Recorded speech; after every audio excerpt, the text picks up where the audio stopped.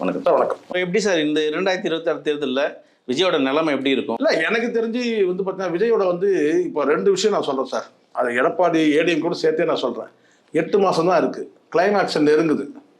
இந்த இடத்துல கூட்டணியை வந்து குறைஞ்சபட்சம் கூட்டணி எதுவும் எந்த என்ன சொன்னா ஒரு திமுக கூட்டணி எந்த வகையிலும் நீங்கள் டிஸ்டர்ப் பண்ணவே இல்லை.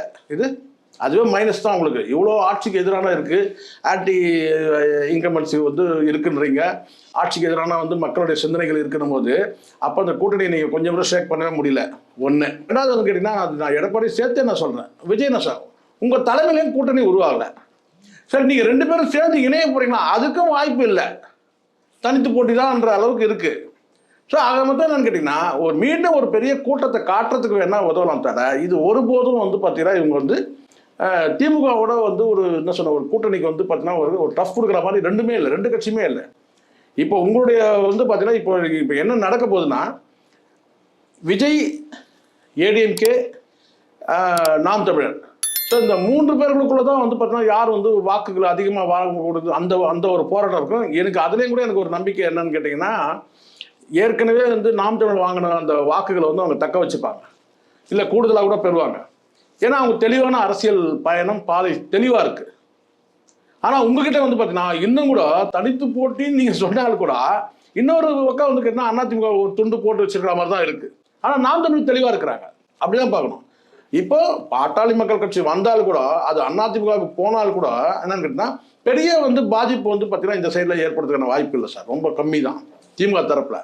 வேணா திமுக வந்து இப்போ சேகர்பாபு மாதிரி நபர்கள் வந்து அமைச்சர்கள் வந்து எக்கு தப்பா வந்து ஊடகங்கள்லாம் அங்கே இங்கே பேசி இன்னும் கொஞ்சம் வெறுப்பு வளர்த்தாங்கன்னா அது வேணா வந்து பாதிப்பை ஏற்படுத்துமே தவிர வெற்றி தோல்வியே கணிக்காதுன்றீங்க. ஆமாம், எந்த வகையிலும் வந்து கேட்டால் இவங்க டிஸ்டர்ப் பண்ணலன்ற நான் எடப்பாடியோ இல்லை விஜயோ வந்து பார்த்தீங்கன்னா வந்து டிஎம்கே கூட்டணியோ டிஸ்டர்ப் பண்ணால் அவங்க ஸ்ட்ராங்காக இருக்கிறாங்க. எந்த வகையிலையும் வந்து பார்த்தீங்கன்னா வந்து அங்கே வந்து ஒரு கூட்டணி கட்சி வந்து கூட்டணி சிதைக்கிற மாதிரியோ இல்லை வாக்கு வங்கி சிதைக்கிற மாதிரியோ இல்லை. ஆட்சிக்கு எதிரான ஓட்டு வந்து பார்த்தீங்கன்னா இயல்பாக எல்லா கட்சிக்கும் வரும். அதை எப்படி சமன்படுத்துறதுக்கான நடவடிக்கைகள் தான் அவங்க ஈடுபடுறாங்க. இப்போ புரிஞ்சுங்க, துப்புரவு பணியாளர்கள் வந்து சர்ச்சையாச்சு, பெரிய அவப்பெயர் வருது.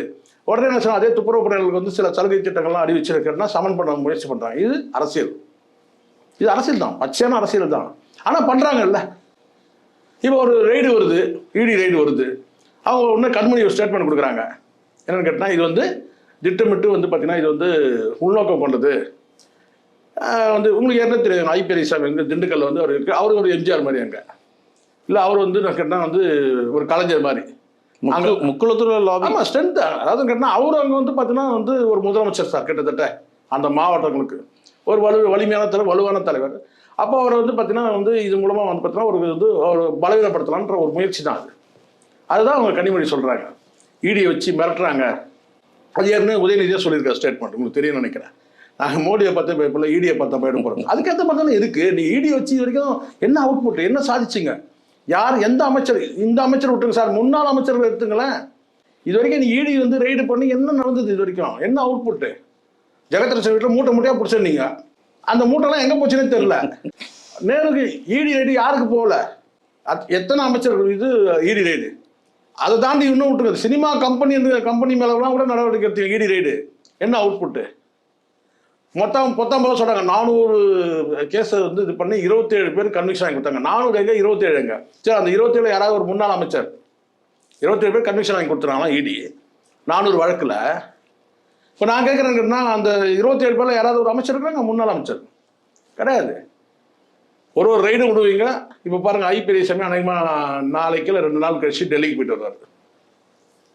அதுக்கப்புறம் அவ்வளோதான். கடந்த காலத்தில் நீங்கள் எடுத்துங்க, ஈடி ரைடு போகணும், நேராக டெல்லிக்கு போயிட்டு வருவாங்க.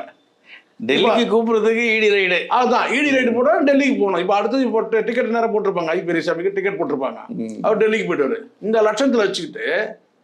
அப்புறம் ஸோ எனக்கு தெரிஞ்சு நான் சொல்கிறேன் சார்ங்கன்னா, திமுக வந்து இன்னைக்கு டேட்டுக்கு வந்து வலிமையாக அந்த அமைச்சர்கள் இன்னும் வந்து திமுகவுடைய கொள்கை அந்த செயல் திட்டங்கள் இருக்கு இல்லையா, அதை வந்து மக்கள்கிட்ட கொண்டு போய் சேர்க்குற வழியை எந்த அமைச்சரும் பண்ணல. எல்லாம் வாயை கொடுத்து வம்பு வளர்க்குறதுல தான் இருக்கிறாங்க. நான் ஏதோ சேகர்பாபு மட்டும் சொல்லவே இல்லை, எல்லா அமைச்சரும் சலைச்சவங்க கிடையாது. எல்லாமே ஜமீன் தோரணையில் திமுகவுக்கு வந்து ஒரு திமுக அரசுக்கு அவப்பெயர் ஏற்படுத்துறது எதிர்கட்சிகள்லாம் கிடையாது, ஆளுங்கட்சி தான். சென்னையை பொறுத்த வரைக்கும் முடிச்சிட்டாங்க, சென்னை வடசென்னை பொறுத்த வரைக்கும் முடிச்சிட்டாங்க. வடசென்னையை பொறுத்த வரைக்கும் வந்து திமுக வாய்ப்பு வந்து ரொம்ப ரொம்ப கம்மி. நீங்கள் என்ன பண்ணாலும் சரி பெல்ட் காலி ஆயிடுச்சு. பெல்ட்டு வடசென்னை பெல்ட்டு காலி சார். ஜெயக்குமார்லாம் அமோகமாக ஜெயிப்பாங்க. ஏன்னா பிரச்சனையை அணுகிற விதம் தான் நான் சொல்கிறேன். இந்த பிரச்சனையை கூட வந்து பார்த்தீங்கன்னா முதலமைச்சர் நேரடியாக வந்து பேச்சுவார்த்தை நடத்தியிருந்தாலும் கூட ஓரளவுக்கு சுமூகமான வந்து எட்டியிருக்கலாம் நான் நம்புகிறேன். அப்படி உதயநிதி கூட வந்து ஒன்று இல்லை, வேற யாராவது பேச்சு உதயநிதியோ இல்லை வேற யாரோ வந்து ஒரு மென்மையான நபர்கள் வந்து இந்த பேச்சுவார்த்தை நடத்தியிருக்கணும். இதை சேகர் பாபுவும் மேயரும் தான் வந்து எனக்கு தெரிஞ்ச வரைக்கும் இதை வந்து வேற மாதிரி பார்வை ஆயிடுச்சு. அணுகுமுறை தான் சொல்றேன், பிரச்சனைகள் அணுகுமுறை தான் நான் சொல்கிறேன். எல்லாத்தையும் வந்து ஆணவத்தோடு அணுகிறது, ஆணவமாக பேசுறது. முதல்ல வந்து சேகர் பாபு வந்து 90லேருந்து 2020 வரணும். அப்போ தான் வந்து இந்த டிஜிட்டல் ஜேர்னல்னா என்னன்றது அவருக்கு தெரியணும். இப்போ ஜேர்னல்லாம் வந்து பார்த்தீங்கன்னா பிரிண்ட் மீடியாவிலேருந்து மாறி இப்போ வந்து டிஜிட்டல் வடிவத்தில் போயிடுச்சு. நாம் வந்து அவங்களெல்லாம் பத்திரிகையாளர்னு நம்ம வந்து சொல்லாமல் இவங்க தான் பத்திரிகையாளர் நம்மனா இன்னும் ஒரு 90லேயே இருக்கிறாருன்னு அர்த்தம். இல்லை, இன்னொன்று 2வது அண்ணாமலை அப்படின்றாங்க. இல்லை, அப்படி தான் ஆயிடுச்சு சார். அது சார் இன்னைக்கு நான் எனக்கு எப்பவுமே யார் மேலேயும் எனக்கு எந்த சேகர் பாபு மட்டும் நமக்கு என்ன யார் மேலேயும் நமக்கு எந்த வன்மும் கிடையாது. இருக்கிற உண்மையை நம்ம பேசினோம்னா எனக்கு தெரிஞ்சு கேட்டால் திமுகவுக்கு வடசென்னையிலேயே வந்து ஒரு அதிருப்தி இருக்குதுன்னா அது நிச்சயமாக சேகர் பாபு மேயரால் தான். மற்றபடி வந்து கேட்டால் இன்றைக்கும் வந்து அந்த கட்சியினர்களே வந்து முகம் சொல்லிக்கிற அளவுக்கு இருக்குது. உண்மை இது. ஏன் அவங்களுக்கு ஐடி இங்கே வச்சுருக்காங்க போவாதா? இப்போ சபரீசன் தான் லீடு அந்த இதுக்கு, அந்த பெண்ணுன்ற நிறுவனத்துக்கு. அங்கே நம்ம தம்பிங்க கூட இருக்கிறானுங்க. அந்த பெண்லேயே வேலை செய்யக்கூட நம்ம தம்பிங்க நிறைய பேர் இருக்காங்க. நானே என்னப்பா இது அப்படின்னு. ஆமாம் சார், என்ன சார் பண்ணுங்க. ஏன் இப்போ சபரீசன் தெரியாதா? அவர் தான் லீட் பண்ணுறாரு. வட சென்னையில் ஒரு அதிருப்தி ஆகிடுச்சு. அந்த அதிருப்தி எப்படி சரி பண்ணுவாங்க? 8 மாதம் தான் இருக்குது. ஒட்டுமொத்தமாக நார்த் மெட்ராஸ் பெல்ட்டே வந்து பார்த்திங்கன்னா வந்து இவங்களுடைய 2 பேருடைய நடவடிக்கைனால முகம் சொல்லிக்கிற அளவுக்கு தான் இருக்குது. இவங்க பேச்சு எல்லாமே மைனஸ் தானே சார் திமுகவுக்கு. அந்த இடத்துல யார் வந்து லீட் பண்ணிப்பாங்கன்னா ஏடிஎம்கேல ஜெயக்குமார். இப்போ அந்த மாதிரி ஆயிடுச்சாங்க. ஜாலியாக இருக்குது ஜெயக்குமார். தெம்பாங்க. ஆஹா, இன்னும் இன்னும் சேகர் பாபு இன்னும் நல்லா பேசுமா. அண்ணாமலை திமுக எப்படி ஒரு பிரசாதமோ அது போல இன்னும் கொஞ்சம் பேசுமா. சேகர் பாபு இனி வாயை திறந்தாலே ஜெயக்குமாருக்கு வந்து கொண்டாட்டம் தான். அப்படி ஆயிடுச்சு. ஆனால் ஆரம்பத்தில் நல்லா இருந்தது. சேகர் பாபு வந்து ஆரம்பத்தில் ப்ரெஸ்ஸை மீட் பண்ணதெல்லாம் ரொம்ப டீசெண்டாக ரொம்ப ஃப்ரெண்ட்லியாக தான் டீல் பண்ணார் ப்ரெஸ்ஸை. அப்புறம் போக போக வந்து பார்த்தீங்கன்னா ஒரு வியாதி மாதிரி ஆயிடுச்சு சார். எந்த சேனல் வியாதி மாதிரி ஆயிடுச்சு.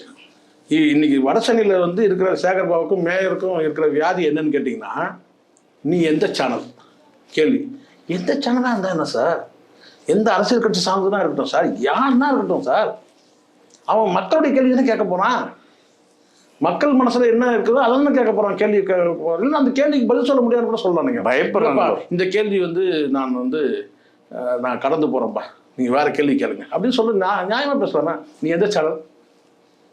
அந்த பேசுறதே ரூடாக இருக்கக்கூடாது சார். அது வந்து மைனஸ். அது இது வந்து கொளத்தூர் தொகுதியை வந்து முதலமைச்சர் வந்து பல திட்டங்கள் பண்ணியிருக்கிறாங்க. அந்த கொளத்தூரே வந்து பார்த்தா தினம் ஒரு குழி வெட்டுறாங்க, தினம் ஒரு பள்ளம் நோண்டுறாங்க.